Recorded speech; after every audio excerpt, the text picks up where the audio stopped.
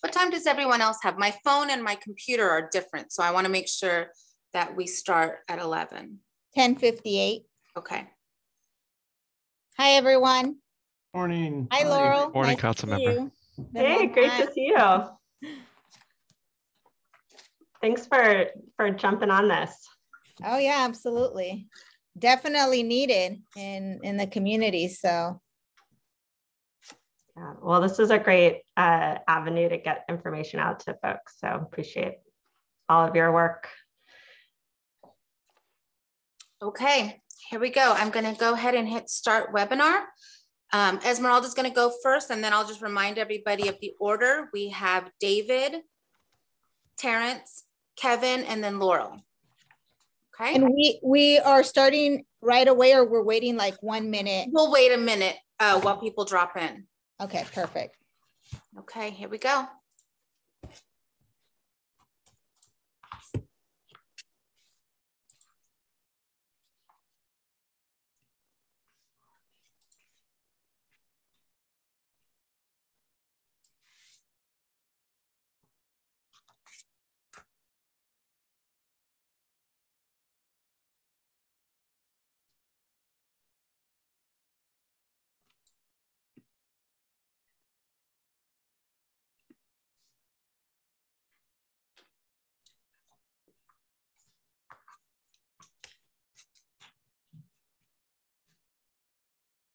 Council member, I'll let you know when to go. I'm checking the attendees right now and they're pouring in.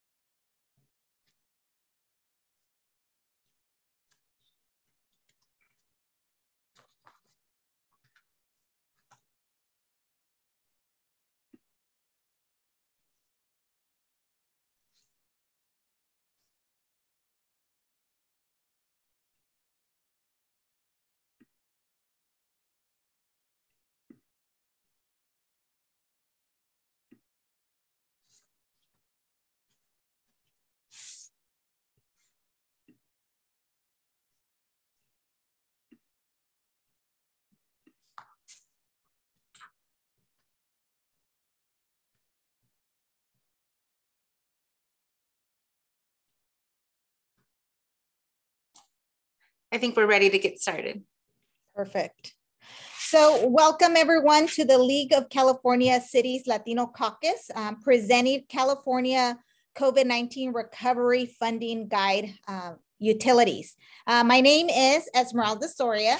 I am the council member in the city of Fresno representing District 1 and also the Latino Caucus president. We want to thank all of you for joining us this morning. The Latino Caucus is pleased to present educational programming to equip you with the necessary knowledge and also leadership skills to better serve your community. We were established in 1990. The Latino Caucus strives to educate and inform local elected officials on issues unique to Latino communities in California throughout workshops, forums, and special events held around the state each year. We work to achieve our mission by increasing the effectiveness of Latino policymakers in California, mobilizing Latino elected officials to engage in a greater capacity with local and state government, and by promoting policies that advance the Latino political engagement and impact positively the Latino families in the state of California. So today's workshop, the topic is especially important to us as elected officials, especially us local elected officials, because we have intimately seen the impact that COVID-19 has had in many of our families. This last 18 months has shown us the hardships numerous families have been facing due to the loss of jobs, loss of internet access, inability to keep utility services on, inability to pay mortgages and rent. So many working class people have not been able to properly provide for their families during this pandemic. Students have been affected by the loss of internet access, causing their grades to fluctuate. and resources are needed in the underserved and underprivileged communities to help repair the devastation of this pandemic. The city of Fresno, in particular, has assisted through housing retention programs in the span over 33 weeks. Emergency rental assistance received. We've received over 20,000+ applications for assistance. So I know that many of your cities are seeing this similar impact.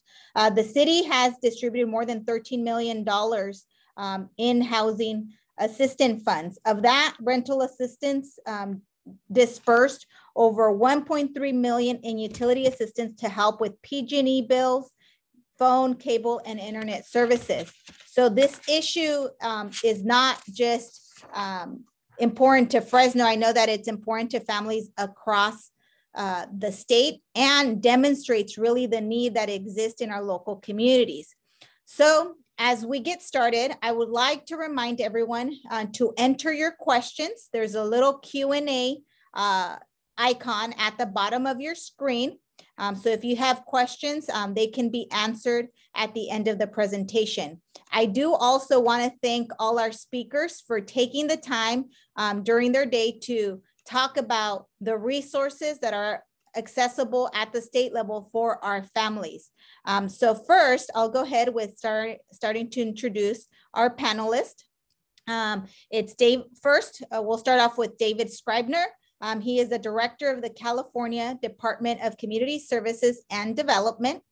He was appointed director of the California Department of Community Services and Development by Governor Newsom in July of 2021. As director, he oversees the administration of local community services and utility programs through a network of local providers and regional administrators to deliver services to low-income families, individuals, and communities. His career journey spanning from 1997 to present has consisted of the following career fields: attorney, maintaining solo practice, business owner, and CEO, executive director, staff, and general counsel. So great background. Next, we also have Terrence Shea. Terrence is the director of the Water Division of California's California Public Utilities Commission, excuse me. Currently, he serves as the director of the Water Division for this agency. His previous held positions were advisor to Commissioner Genevieve Shiroma, supervisor in the Water Division of the CPUC, and senior engineer, holding a degree in mechanical engineering from UC Davis and professional engineering license for mechanical engineering in the state of California.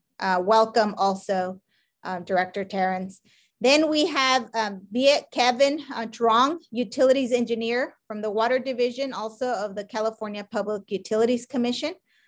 He's a utility engineer and has been at the CPUC since 2014 with the Water Division. He is a representative for this division at the Low Income Oversight Board and has briefly served as temporary advisor to Commissioner Martha Guzman and Commissioner Genevieve Shiroma. And then lastly, on our panel, we have Laurel Firestone. She is a board member with the State Water Resources Control Board. She was appointed to this board by Governor Newsom in February of 2019. Prior to joining the board, Laurel co-founded and co-directed from 2006 to 2019 the Community Water Center, which is a statewide nonprofit, environmental justice organization based in California's Central Valley and Central Coast. Her career has focused on ensuring all Californians have access to safe, clean, and affordable drinking water, and building increased diversity, equity, and inclusivity into water decision-making policy matters. So I want to thank all our panelists for being here this morning with us. They're going to provide very valuable information that we all want to be able to learn and present back to all our constituents and our families that have been impacted by the pandemic and have an opportunity to apply for some funding. So we'll take it away to our panelists. Great, thank you, Councilwoman Soria. Appreciate the introduction. I don't know how the date got in there when I started. Man, it dated my whole career right there. That's bad. I got to make sure I cut that out in the future. I just want to thank the Latino Caucus for giving me, as director of the Community Services and Development Department, an opportunity to provide this information, because I think the Councilwoman hit on all points. The pandemic has been extremely rough that we've seen from our department across the board.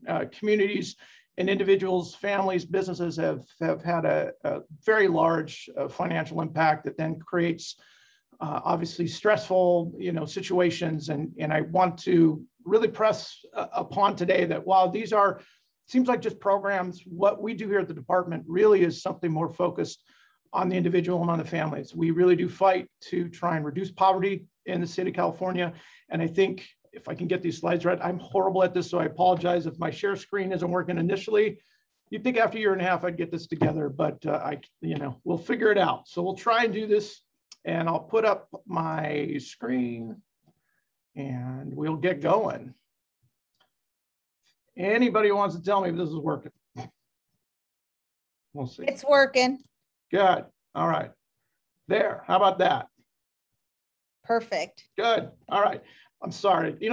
That's how bad. Sometimes you rise up and you don't take care of these little things. And I usually have Sam here doing this for me. But hi, again, David Scribner, Director for the Department of Community Services and Development.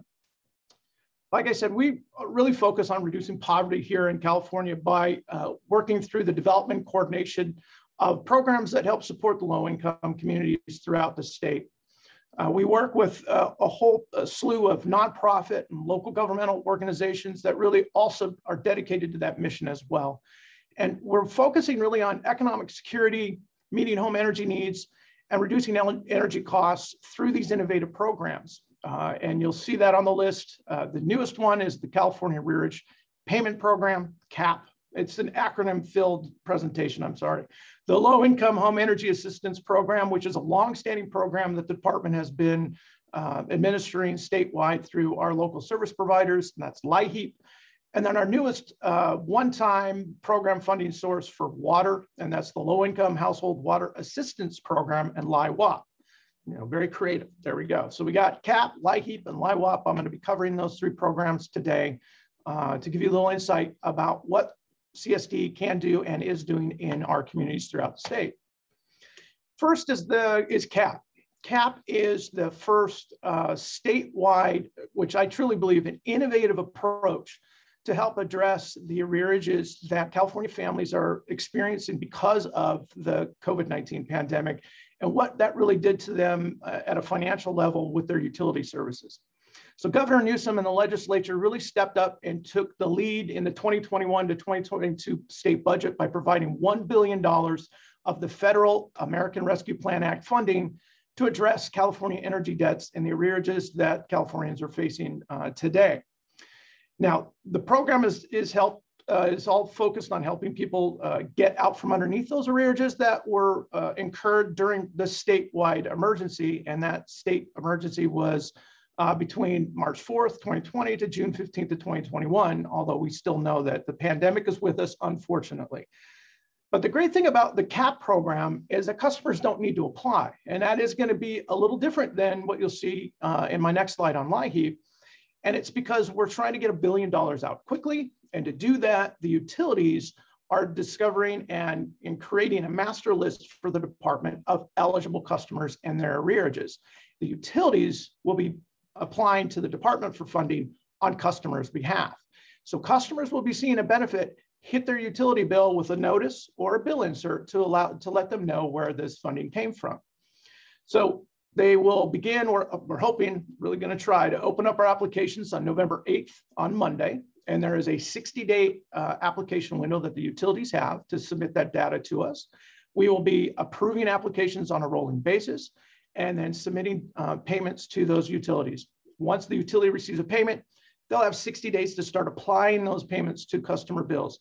So the goal is to get all of that money out by January 31st of 2022, and those payments applied by early spring. So the earliest, I think in the slide, it says that some bill credits might be hitting right around December of this year, hopefully, but it will carry into the spring of 2022. But again, the CAP, from my perspective, the department's perspective, and I think the administration's perspective, is an innovative approach to address a very serious concern here in California. And the best part is those in need don't need to do anything. We got you. We'll take care of it for you. So that leads us into what is pretty much our standard program. This is our bread and butter. We do this year in, year out, and that is LIHEAP.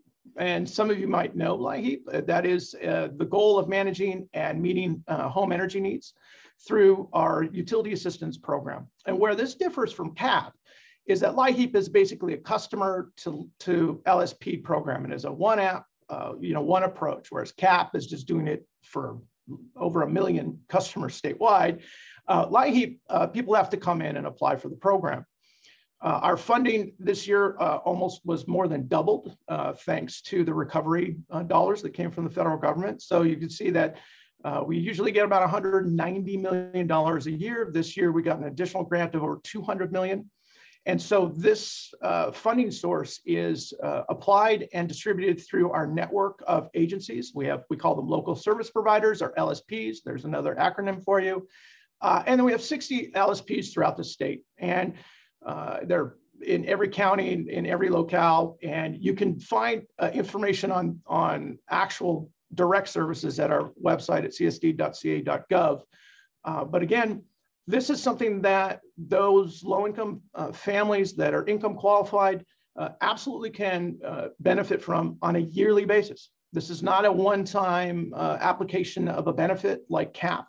They can come in and get help with their utility bill, whether it is just a credit placed onto their account, which would then just be eaten into essentially as they have electricity charges or gas charges, or if they do have a past due bill, or if they are in an emergency situation, if they're facing a disconnection, they can come in and even get a larger benefit to keep those utilities on, and so that they can be safe and warm or cool and comfortable in their homes, so that they don't have to feel the insecurity of how to deal or address with their utility bills, because we know that that impacts low-income Californians at a higher percentage than it does other income ranges.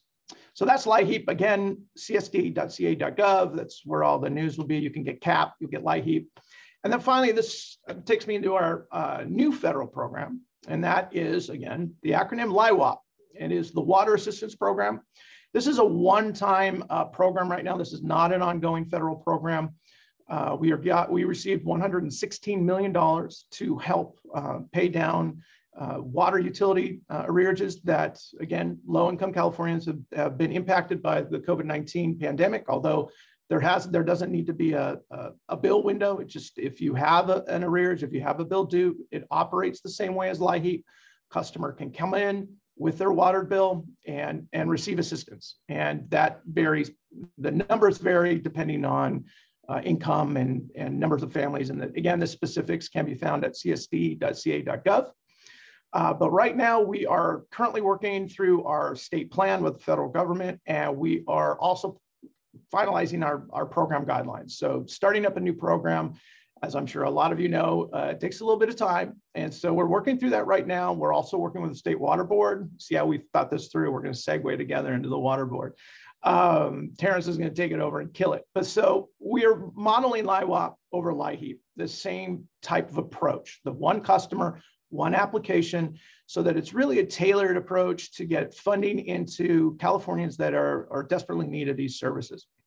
So again, that's all I've got for you today. I know it's a lot. The slides will be available. I would absolutely recommend you guys reach out to csd.ca.gov. On our webpage, you can look at the quick links to CAP, LIHEAP, LIWAP. It's all there. All the news is fit to print is up there on the web. And there's a bunch more information. I didn't want to get into the weeds with you today, but I wanted to give you the high level of what this department is doing, and that we understand the needs of low-income Californians. This is our bread and butter. We do it every single day, and we're really happy. I'm very pleased to be able to provide this information to all of you today. So again, I want to thank the Latino Caucus and Councilwoman Soria, and that's it for me. Terrence is up next. Thanks very much.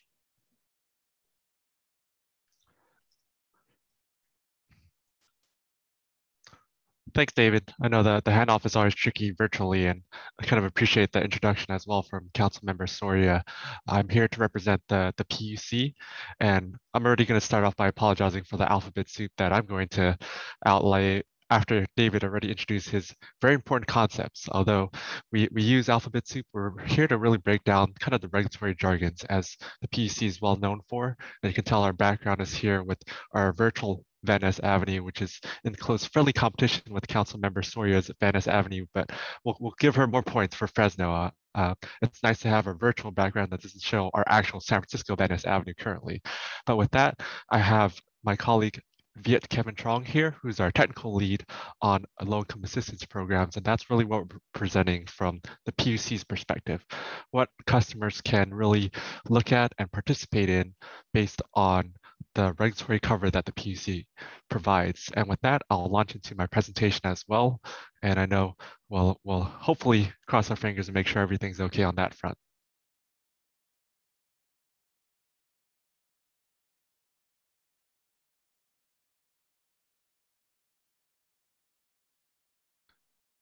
All right, with that, you can already see the title screen, and I'll skip ahead to what the PUC actually covers in terms of regulatory authority.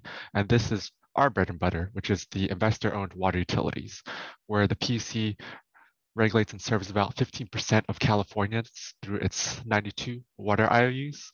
And with that, a lot of the coverage really is on our Class A utilities, which are our larger utilities greater than 10,000 service connections, which may have more than a few million customers involved. That's really 97% of our coverage. And those are the utilities that do provide the low-income customer assistance programs. And here's that first alphabet soup jargon, CAP, Customer Assistance Program. And that follows up with David's CAPP. So again, if there's any confusion, we will have the slides out, we'll have links there, and you'll have also our contact information. You know, we like having dialogue because getting through our website, of course, is not the most fortunate and fulfilling experience. And we're here to kind of, again, break down those barriers. So hopefully this slide deck will provide an introduction and give you all an opportunity to kind of understand an overview of the program, but also give you all opportunities to see how to enroll. And so in providing this background, we noticed that CAP really started around 1996, but is currently offered by all of our Class A water IOUs. And although discounts vary by utility, the eligibility and the participation is there. And it really mirrors the energy IOU program, which is California Alternative Rates for Energy, CARE, and that eligibility covers 200% of federal poverty level. And for those that are currently enrolled in similar sister programs, whether it be SNAP or Medicaid, the coverage is there. And so what we've noticed in terms of participation for our water IOUs is that the, relationship that was built between energy and water in terms of data sharing really contributed to increased enrollment, and we saw increased numbers of participation. This allowed a really great handshake that granted, more Californians the opportunity to participate in these programs, because even trying to dig through our website and then some of these water IOU websites may not be the most conducive to learning. And so although we dropped a link here for our PUC website that links to each of those Class A programs, each utility does have a distinct program and has kind of a guideline and walkthrough to allow for customers to enroll. And with that, I'd like to hand it over to Viet Kevin Trong to really get into the technical details of that low-income data exchange. Thanks, Terrence. Hi, everyone. As Terrence mentioned, there's the data exchange that has been going on since 2011. Just to give a quick background on how that got established. As Terrence mentioned, the first CAP program started in 1996, with the rest of the Class A water utilities starting theirs in the early 2000s. During the early years of CAP, the water utilities had a little bit of a struggle getting qualified customers to sign up. Not for a lack of trying, but due to a lack of resources, especially compared to the energy utilities. And so because the energy utilities have a higher amount of resources to get qualified customers enrolled in their care programs, it only made sense to share their efforts with the water utilities. And so that's how the low-income data exchange got established. And the first exchange happened in 2012. And the way it works is if a customer is enrolled in one program, then the same customer would then be automatically enrolled in the other program. It's two birds with one stone, essentially. A customer can sign up for one program and then be placed in both programs.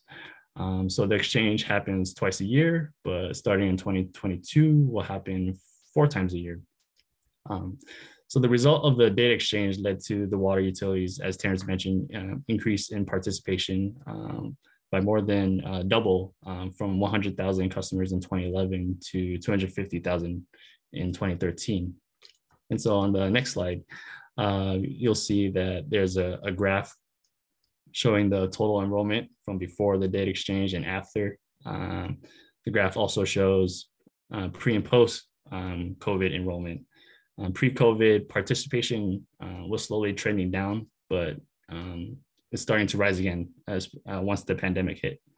The most recent data has a total of about 275,000 customers enrolled, which is an increase of almost 25% since March of last year. And that covers about 22% of all residential customers. And they receive on average a discount of $10 per month, although that varies per utility.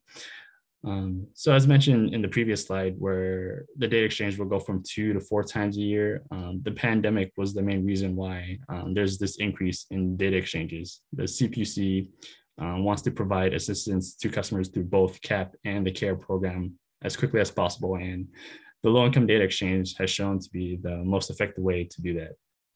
And with that, I pass it back to Terrence to wrap things up. Great, thank you. And in terms of conclusions, I just wanted to follow up from the really great data presentation. As you know, all our data geek background, we really focus on the need there of what has happened, especially with the unfortunate inequities that COVID-19 has really shown on. And really what we see is that there is that great need for participation. And so in highlighting the benefits of this low-income data exchange between water and energy IOUs, we really wanted to note that the increased participation is really helpful for those customers that need to really implement and use these tools as part of their kind of household budgeting and really provide assistance for those that need it. And this gives a streamlined enrollment process because the energy IOUs have been doing this as well. And we see that the shared resources and customer awarenesses brings greater attention to this need. And speaking of shared resources, we also are really looking towards our sister agencies, the CSD, the state board, working in tandem to really present these different options for customers, because as you know, it's a united front that we're trying to present. And with that, we'll leave our contact information at the very end for any follow-up and kind of just any questions on how to get through to these very important programs, because as we know, it's not always easy to get through the enrollment process, submit virtual forms, and kind of make sure that the process is followed through. With that, I'd definitely like to thank Councilmember Soria and the Latino Caucus for allowing us to present and really giving the PUC an opportunity to present on the opportunities that are there for us. With that, I'll hand it off to our state board member, Laurel Firestone, for her presentation. Thank you.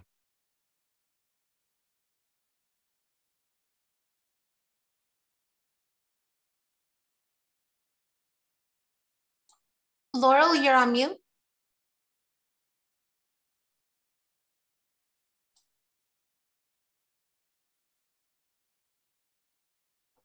Great. Can you hear me now? Maybe? Yes, we can. Okay. Thank you. And let's see, I'm hopeful that this is, here we go. Is that sharing the PowerPoint? It is, and it's full screen. It looks great. Great. All right. Well, thank you so much for having me and hosting this, and for all of you that have been able to tune in and participate. Really excited to get this information out and make sure that the resources we have at the state are able to reach your constituents, and appreciate this whole panel and all the great programs that we're able to provide an overview on. Our program at the State Water Board is a new water and wastewater arrearage payment program. It's the first of its kind, and it's certainly the largest in the country. As you all probably know, during COVID, we had a water shutoff moratorium. So no water provider could shut off water service due to the inability to pay your water bills. And as a result, we saw a lot more accumulation of debt to water systems. And that moratorium continues to be in place. It was extended to the end of the year. So just wanted to make sure and highlight that water systems continue to not be able to shut off water, at least through the end of the year. And that was in large part to make sure, obviously, first of all, that people could access water, especially during COVID, but also now that we have funding to make sure there's an opportunity to get this money out to folks before their water might be shut off due to inability to pay.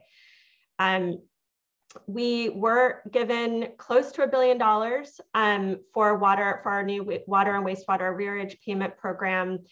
The way that it's working is it prioritizes drinking water arrearage needs, water debt first. And then as there's money left over, we'll do a second round on wastewater sewage charges if there's sufficient funds available. And it does look like there will be sufficient funds available. The program already began dispersing funds earlier at the end of, before our November 1st deadline. We're excited to be able to already get this money out. And we need to distribute all of the funds for drinking water systems by the end of January. So very fast, which means there's a very fast deadline for folks to apply, which is why I really appreciate this opportunity now to reach out to folks.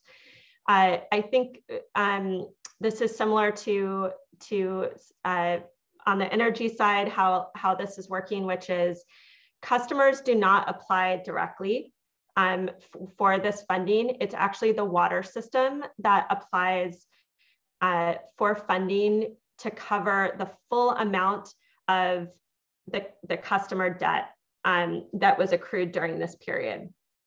Then we issue a check to that water system. The water system then credits all of its customer accounts that are eligible for that funding and notifies them that they no longer have that debt.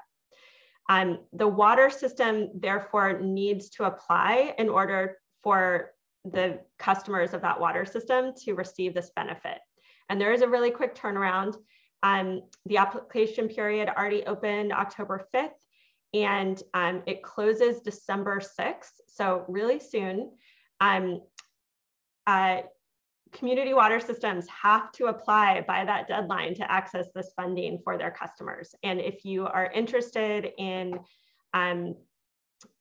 checking out if your water system has applied, which, maybe your city, there's also some cities where there's other water providers that provide for their constituents.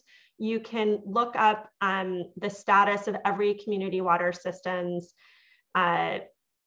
application status. It's updated weekly on our website, and I'll add another website link here. But if you Google State Water Board and Water and Wastewater Arrearage Payment Program, you'll get to that page as well.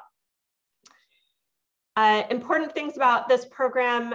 One is the dates are very specific. So our funding is only covering debt that was accrued from March 4th, from the beginning of, through the COVID emergency. So March 4th of 2020 through June 15th of 2021. We can and are hoping to credit the full amount, so 100% of the amount of debt that was accrued during that period. And the water systems that are applying for this also can receive administrative costs for applying and allocating these funds. I think 3% of the total amount, or up to $1 million. So looking to make sure there's not a burden on water systems to make sure that they can access this funding for their customers. This is for residential and commercial customers. We are expecting a wastewater service program later that I believe needs to begin to be in place in February. So things that will be evolving soon. Debt means it has to be 60 days past due, which at this point, given the dates, June 15th, it is not a problem. And I think a key thing is many water systems have actually transferred that debt already to third parties, including rolling it over on property tax rolls. And even if that has already been transferred, it is eligible for this funding. And there are a number of ways water systems can then credit that to customers. We provide a variety of flexible ways that can be most convenient to water systems to make sure that customers can benefit from that, even if the debt was already transferred to third parties or tax rolls. And then the other important thing is those water systems that have been able to and do offer customer assistance programs, they can contact us for opportunities to ensure that maybe assistance that was given to customers during that period may still be eligible for coverage under this program in order to facilitate that funding be able to be used for benefiting customers for debt outside of the dates of our eligibility. So if you have that, we encourage folks to contact us to figure out how to make sure that can get, that those benefits are available to the water system and customers as well. So just a quick sense, we already have 184 applications that have been fully submitted. We've been reaching out multiple times with water systems. The vast majority of water systems have responded at least with the initial survey. But again, because the deadline's so soon, we are doing a real big push to make sure everyone's really on this and applying by December 6th. I also just wanted to highlight again that there is an existing water shutoff moratorium through the end of the year. So a water system cannot discontinue water service due to non-payment of past due bills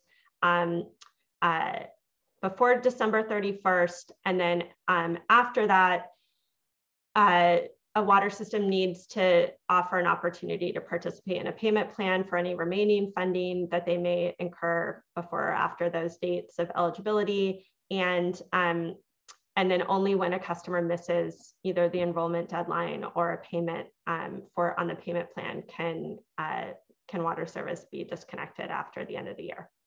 And if there are problems in terms of water shutoffs, there is a reporting website so that we can follow up and make sure that's not happening. You heard a little bit about the IOUS program. There are complementary programs, particularly given that folks hit by the COVID emergency, a lot of times that didn't end right on June 15th. And so for folks that have accrued debt either before March 4th, 2020 or after the June 15th deadline or eligibility for our program, there may be more flexibility for those dates within other programs. So, as the IOUS program gets underway, I encourage folks to look to that and connect their customers with that, as well as those tenants or folks that are renters that don't pay a water bill directly. If water is included in their rent, that really is a fit for the rental assistance program. And with that, I just wanted to make sure folks had information, a quick link to our website. There's a ton of information there. We also have a email and hotline available for folks to ask questions and make sure that applications can be submitted by the deadline. And then if water systems need assistance in submitting applications, there's technical assistance providers that are able to support especially small systems that may have a harder time. We really are trying to make this the applications as simple as possible. It's not too late to apply. And again, there's a lot of assistance to make sure that we can. And I think with that, it's my last slide. Thanks. Stop sharing. All right. Oh, and I guess one other thing before I end that I did want to mention is, you know, the CPUC mentioned how water systems that they regulate that are investor-owned utilities are already sharing data to do automatic enrollment of low-income customers in their ongoing customer assistance programs. And that is now available for public water systems to be able to utilize. And so just want to really encourage whether it's cities or whether your city is served by another agency for their water system that's publicly owned. There now is this new ability to share data with other existing the CARE program so that it can reduce barriers on your constituents from having to apply for different programs. And as you can see, it really drastically increased enrollment and ability to access funding. So I think that's an exciting new opportunity for cities and cities that are served by publicly owned systems. All right, that's it. Thanks. Thank you so much, Laurel. Thank you to all of the speakers. So we'll go ahead and get started with questions. If anybody wants to ask a question, go ahead and put it in your Q&A box. I'm not sure if I introduced myself at the beginning. My name is Erica Arriaga. I'm with the Latino Caucus. But as we wait for questions, and actually I'll ask one that seems to have come in a couple times, is as far as the water systems, could you tell us, because again, our guests today are mostly mayors and city council members from across California, and just in case they're not sure, how do they get a hold of their water systems? What's the process? Do they talk to their city manager or do they go directly to the water agency? Yeah, so a lot of cities provide water services directly. And so then going to your city manager or public works director would be the one that's applying. And again, most have, but I will say there are a number of cities, when you go on our website and look at which cities have applied or have started applications, there are a number of cities that haven't yet. So it's a good idea to ask your public works director or city manager where they are on that, and make sure by December 6th that there's applications are submitted. The other option, or the other situation is cities can be served by other water providers, whether that's a publicly owned kind of regional water system or a privately owned utility that Terrence and the CPUC regulate. And so, and really the way that my kind of easy way to figure that out is looking at your water bill, and whoever charges you for water, that's who should be applying for this program. And so if in your city, there's some folks who are charged for water by whether it's private or public water systems that aren't the city, then those are the systems that need to be applying. And again, you can look up on our website where the status is of their application. Perfect. Hold on, let's see. How do we enroll in the sharing program so our customers don't have to apply for multiple low-income programs? So I'll let the CPUC and the Water Board have been working with the investor-owned utilities on the energy side, as well as those that have been doing this for a while from the privately owned water systems to look at how to facilitate this easily. But I'll let Terrence, you answer this. I think that it's really a matter of just requesting it, and then there's a standard contract and working with to set up a program with the investor-owned, with the energy utilities. Yeah, thanks, Laurel. Since the model is there on the private side for the energy IOUs and the water IOUs, and I appreciate Laurel kind of spotlighting how the opportunity is very ripe for public agencies to get involved with this program. because it's from utility to utility, unfortunately, customers are downstream of that. So the utility interaction is the key part, and that's why I really want to emphasize that need to have that data exchange between utilities, whether private or public. And so that's the real key first step, because as we know, entering into contracts and getting through the legal handshakes is definitely not a smooth and quick process. But since we open the doors, we want to make sure that opportunity is available. And Terrence, to get more information on how to do that, I think we could share that with this group also as follow-up. But I think the short answer is you can reach out to, you can request that from your energy provider directly. So if your city is served by PG&E, then you reach out to PG&E and they can then establish that agreement to transfer data between you all. But I don't know, Terrence, correct me if I'm wrong, or if there's another clear pathway to support folks that want to do that. I want to say that's the best streamlined pathway. So I kind of appreciate you highlighting the most efficient and kind of more direct, since as we know, PG&E or even SE would be the originators. And so having the water agencies, I'll just term it utilities, engage with the energy providers first, that would be key in developing those relationships. Okay, thank you so much. And it looks like we have a couple comments that I will mention, but before we do that, I'll just ask if we can repeat the programs that are automatic and the programs that need to be applied for, just to remind everyone here at the end. Whoever wants to go first. I'll start. Yeah, so our California Arrearage Payment Program is automatic. That's being applied by the energy utilities that will deal with electrical and gas arrearages that were accrued by all Californians and commercial customers during the pandemic window, which was March 4th, 2020 to June 15th of 2015.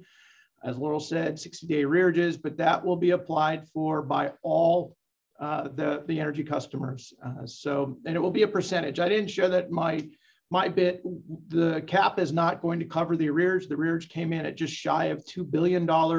So there still is a little bit of work that needs to be done, but that can be done through LIHEAP. LIHEAP is not an automatic program. That is a customer-centric program. Customers need to come in or contact a local service provider. That information is on our website. They can put in an address and it'll link them directly to the local service provider that can help them with their utility bill.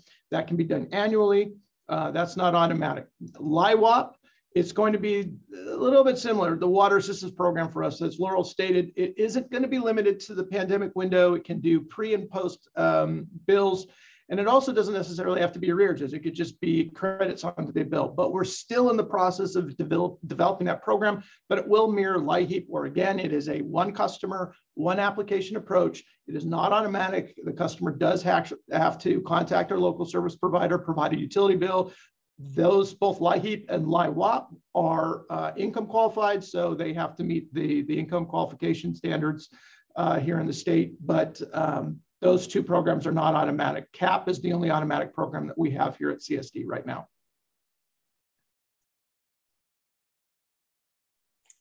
Anyone else? Go ahead. Go ahead, Terrence.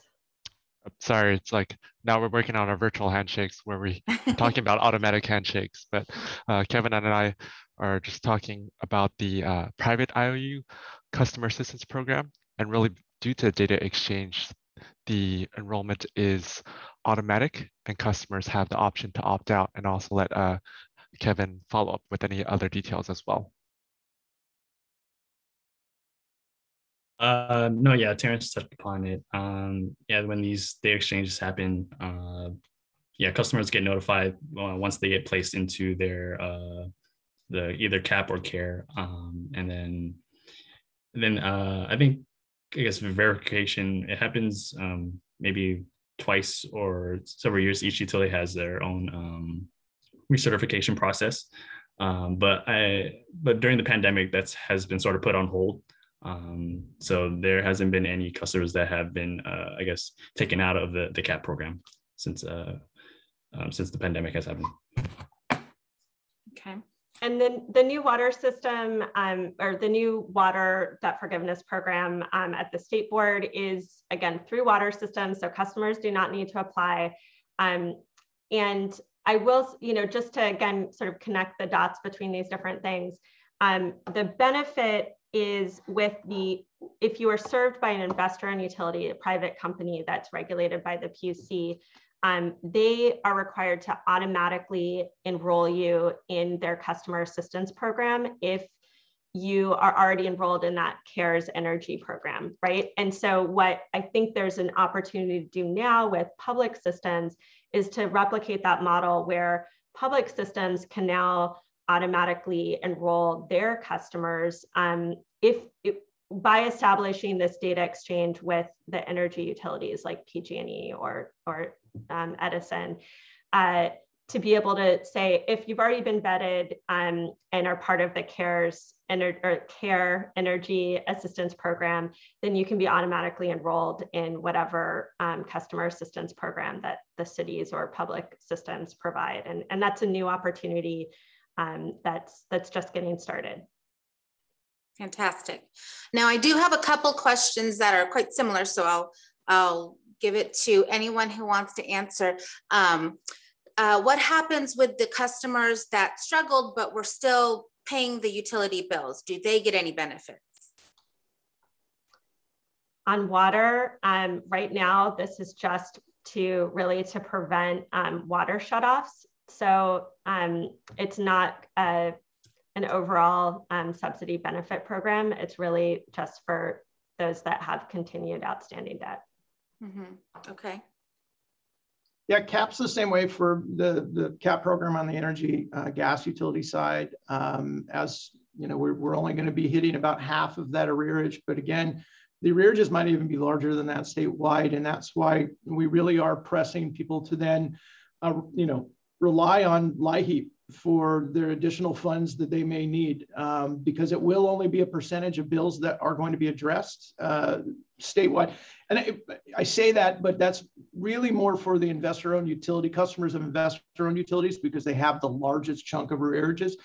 Those with publics or smaller utilities, they may see 100% of their bill arrearage addressed. And it just depended on how the allocation worked out. And I won't go into the weeds of all the heavy math, because part of it I don't understand. I'm a lawyer because there's no math in it. But so I think that it's important that not only people look at CAP and understand that there's this program here that can help with just at the high level, but then there will have to be actions taken by individual customers to reach out to the local service providers to get that support that is being provided on an annual basis for their energy and gas needs. Also, LIHEAP, and I failed to mention, it also goes to customers that have wood, propane services. So they do provide funding for those customers that aren't necessarily serviced by the traditional utilities. So I would absolutely recommend people to let others know that LIHEAP is there as the backstop and an ongoing backstop for low-income Californians to help deal with their utility bills and needs for even weatherization services. So they do all kinds of weatherization services, window replacement, HVAC replacements, things like that. So the program is a lot more robust than really I had time to get into today, but absolutely recommend people to take a look at that at our website. And speaking of investor-owned utilities and also looking prospectively, we touched on retroactively the arrearages, but for the private investor-owned utilities, we still want to highlight the ongoing low-income customer discount programs on existing bills that we see on the private water utilities, but also what we highlight in terms of public agencies engaging with the energy IOUs to make sure those programs are available for those customers that are still looking for that little bit of assistance on ongoing utility bills. So that's what we want to make sure that message is clear. Okay. And I just want to, Diana, I'm going to make your comment right now, but just while we're on this subject, are there any Because again, mayors and city council members, if they wanted to put on their website sort of a blurb or a, you know, a post, something that they can let their constituents know, you know, go here, or hey, this is coming up, any sort of social media or anything that we can get out to them so they can, you know, put that on their websites. If so, you can send it to me and I will include it with the slides. Great. Yeah, Yeah, I'll we reach out have to our